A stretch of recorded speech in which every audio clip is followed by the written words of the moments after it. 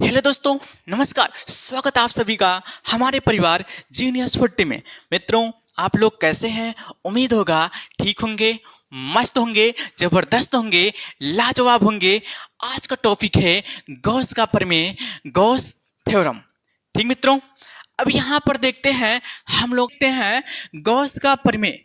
Gauss का प्रमेय होता क्या है? इस प्रमेय के अनुसार किसी बंद पृष्ठ से इस प्रमेय के अनुसार किसी बंद पृष्ठ से होकर गुजरने वाला संपूर्ण वैद्युत फ्लक्स उस पृष्ठ के अंदर उपस्थित आवेश के 1/f जीरो गुना होता है। ठीक मित्रों, इतना तो समझ में आ ही गया होगा। यहां इसको हम लिखते हैं, इस प्रमेय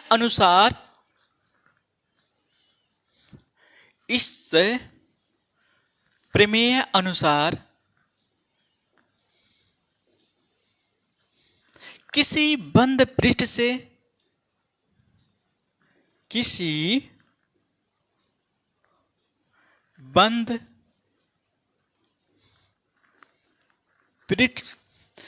बंद पृष्ठ से होकर गुजरने वाला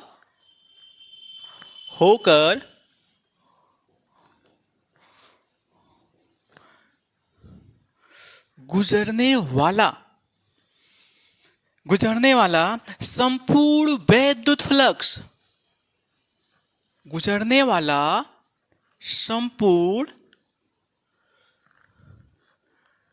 वैद्युत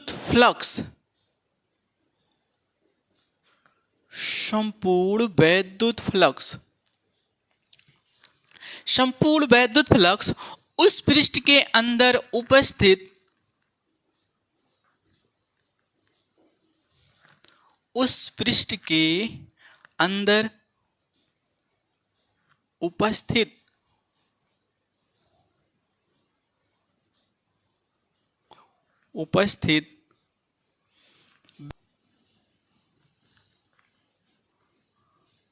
आवेश का 1/f0 गुना होता है।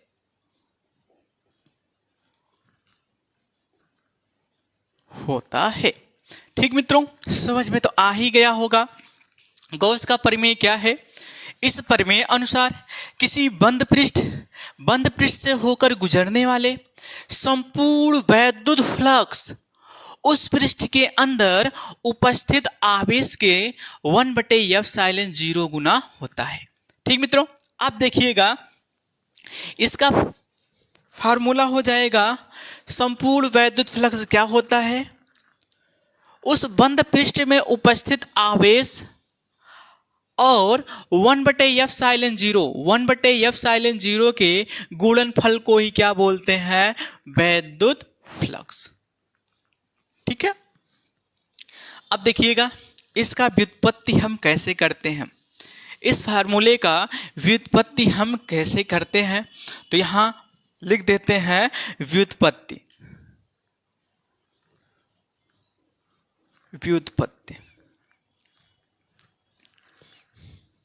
सबसे पहले हम एक चित्र बनाते हैं, एक बंद पृष्ठ ले लेते हैं। एक हमारा क्या है? बंद पृष्ठ। इस बंद पृष्ठ के अंदर एक बिंदु लेते हैं। इस बंद पृष्ठ के अंदर एक बिंदु O है और इसी बिंदु O पर हम क्या रख देते हैं? एक धनात्मक आवेश रखते हैं। अब बिंदु O से स्मॉल r दूरी पर एक बिंदु P लेते हैं और उसी बिंदु P पर हमें क्या ज्ञात, तो हमारा क्या है, यहां से स्मॉल r दूरी पर, बिंदु O से स्मॉल r दूरी पर हम एक बिंदु लेते हैं P, और इसी बिंदु P पर हमें क्या ज्ञात करना है? कितना दूरी है? स्मॉल r दूरी।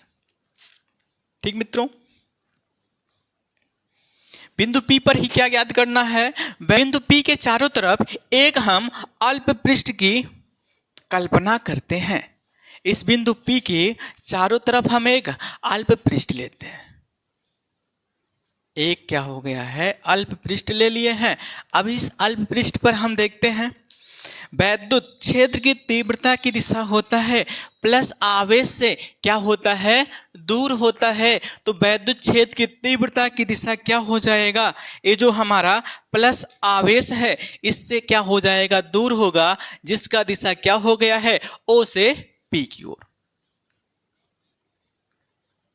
क्या हो गया है हमारा, ओ से पी की तरफ क्या हो जाता है, वैद्युत क्षेत्र की तीव्रता हो जाता है।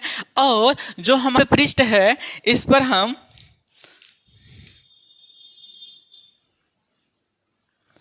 सदिश, वैद्युत क्षेत्र की तीव्रता की दिशा ये हो गया है, क्षेत्रफल सदिश की दिशा क्या हो गया है, ये हो गया। इतना तो समझ में आ ही गया होगा। अब यहाँ पर देखिए हम क्या लिखते हैं, इसी के बारे में लिखते हैं। माना कि एक बंद पृष्ठ क्या है, यस है, और इसके अंदर बिंदु ओ पर प्लस क्यू आवेश स्थित है। इससे स्मॉल आर दूरी पर एक बिंदु पी है। इसी बिंदु पी पर वैद्युत क्षेत्र की तीव्रता ज्ञात करनी है। ठीक है, तो यहां पर बंद पृष्ठ यस है, माना कि एक बंद पृष्ठ, माना कि एक बंद पृष्ठ यस के अंदर बिंदु ओ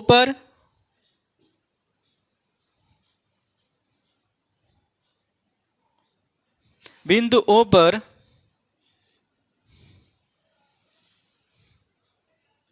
आवेश Q है। माना कि एक बंद पृष्ठ यस के अंदर बिंदु ओ पर आवेश प्लस Q है, आवेश प्लस Q है। अब देखते हैं बिंदु O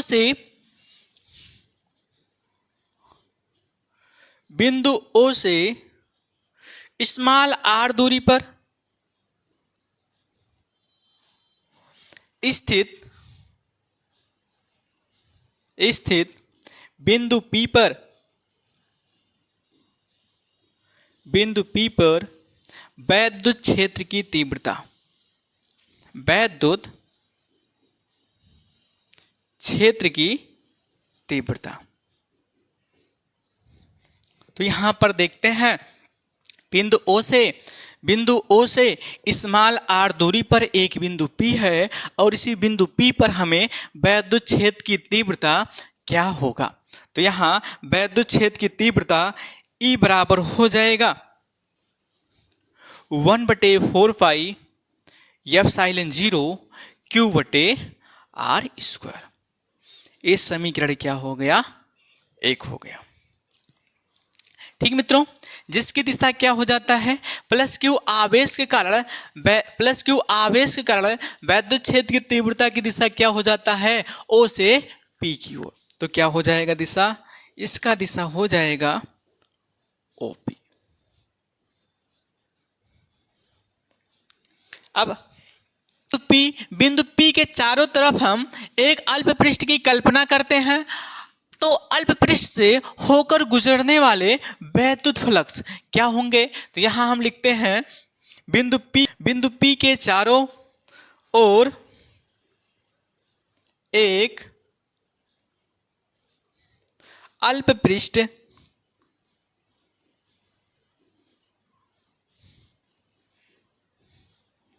ds की कल्पना करते हैं, ds की कल्पना करते हैं। तो अल्प पृष्ठ से, तो लिख देते हैं तब अल्प पृष्ठ ds से गुजरने वाले, ds से अल्प पृष्ठ, तब अल्प पृष्ठ ds से गुजरने वाले संपूर्ण फ्लक्स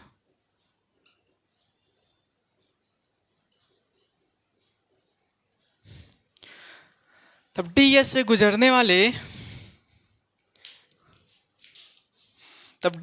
गुजरने वाले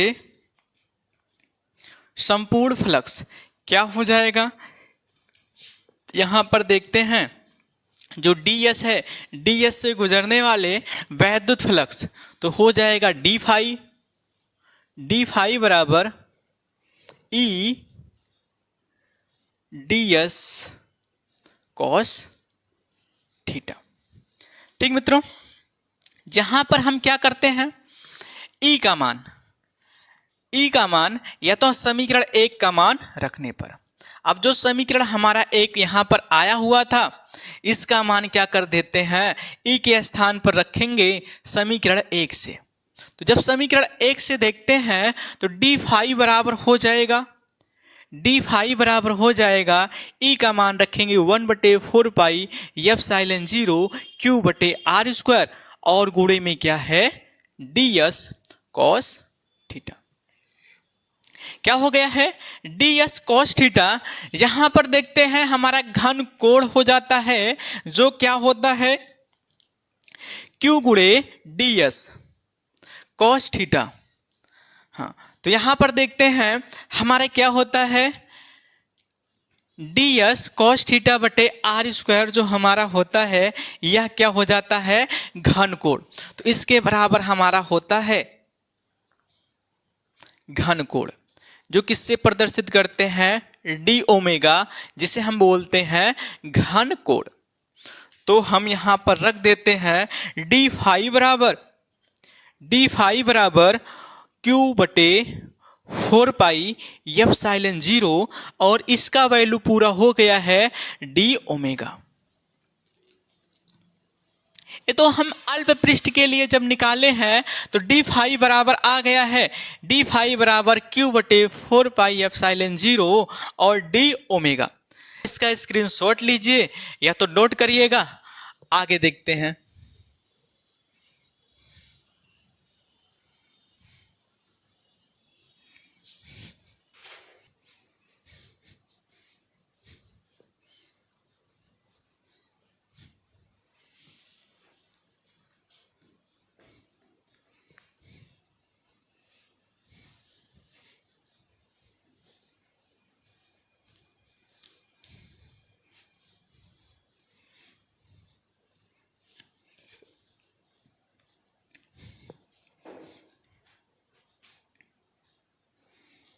इधर यहां तो हो गया है, अब इसके बाद से इस तरफ के चीजें नोट करेंगे।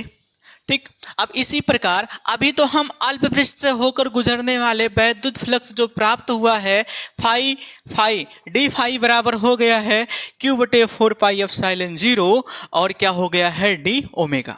अब इसके बाद इधर देखते हैं पृष्ठ से होकर गुजरेगा फ्लक्स तो फिर हमारा क्या प्राप्त होगा, इसी प्रकार संपूर्ण पृष्ठ से इसी प्रकार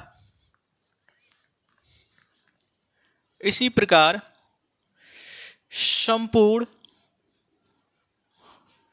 पृष्ठ से होकर गुजरने वाले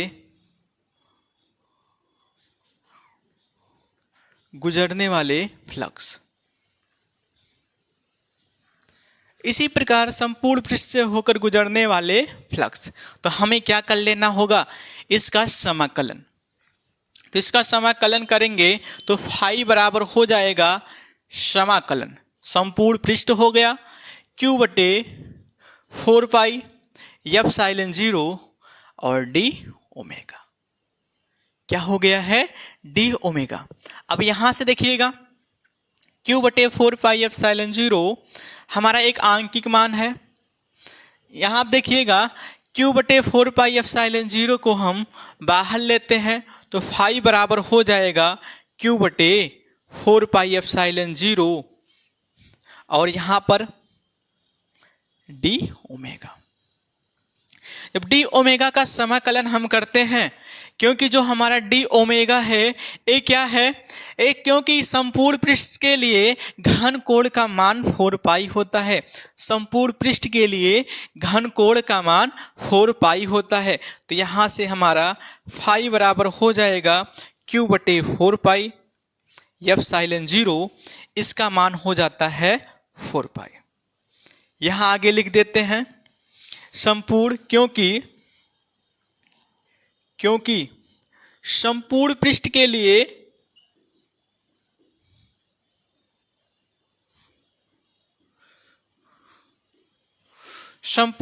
के लिए घन कोण का मान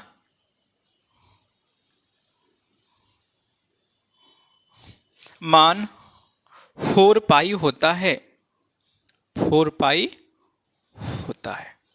ठीक मित्रों, तो यहां पर जो हमारा डी ओमेगा था, वैसे संपूर्ण पृष्ठ था। पूरे पृष्ठ के लिए जो डी ओमेगा है, इसका मान क्या हो गया है 4 पाई। 4 पाई से 4 पाई कैंसिल हो जाएगा, तो फाई बराबर हो जाता है Q बटे एप्सिलॉन 0, जो हमारा यही बचा हुआ था। ठीक मित्रों, यही गॉस का क्या है, परिमेय है। यहां लिख देते हैं यही गॉस का परिमेय है।